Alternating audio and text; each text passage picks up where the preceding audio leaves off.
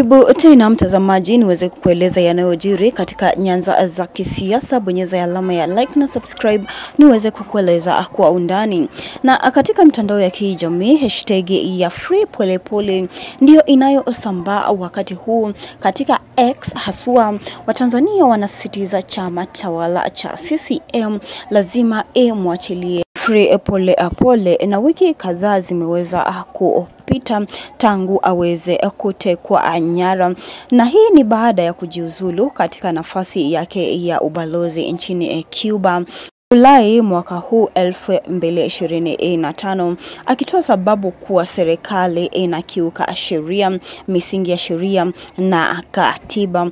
Na hii ndiyo sababu tosha ambayo inafanya wanaharakati na pia viongozi wa upinzani na pia Watanzania kwa ujumla kusema kuwa chama tawala cha CCM ndiyo chama kinachohusika katika kumteka nyara Humphrey Polepole aachiliwe mara moja kabla ya tarehe 29 mwezi huu, ambapo ndio tarehe kuu ya uchaguzi mkuu. Na taarifa kuwa Polepole alitekwa na kuondolewa bila fahamu ya familia kuwa ni dhulma, na familia yake ilisema kuwa nyumba yake ilipatikana imetolewa mlango, nyaya za umeme pia zilikuwa zimekatwa na damu pia iliweza kuonekana. Na hii ilikuwa ishara tosha kuwa Humphrey Polepole kabla aweze kutekwa nyara aliweza kuumizwa, aliweza kudhulumiwa, na hii kitendo imeweza kukashifiwa na wanaharakati na pia mashirika ya haki za kibinadamu.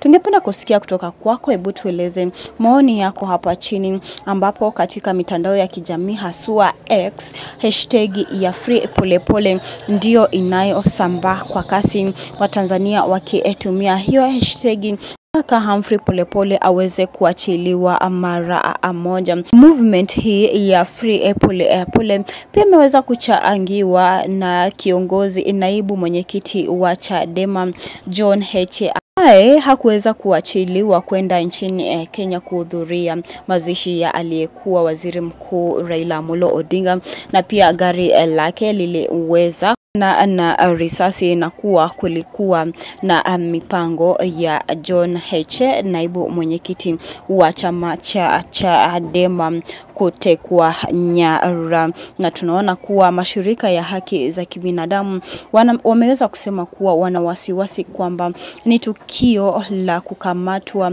bila taratibu, yani enforced disappearance, na hii utekaji nyara pia kushika watu ovyo ovyo ni tukio ambalo limeweza kukandamizwa na shirika za haki za kibinadamu na pia viongozi wa upinzani na pia wanaharakati, ambapo wameweza kusema waweze kuachiliwa hawa viongozi wa upinzani ambao walikuwa wameshikwa, na wanasema kuwa wameweza kushikwa bila sababu.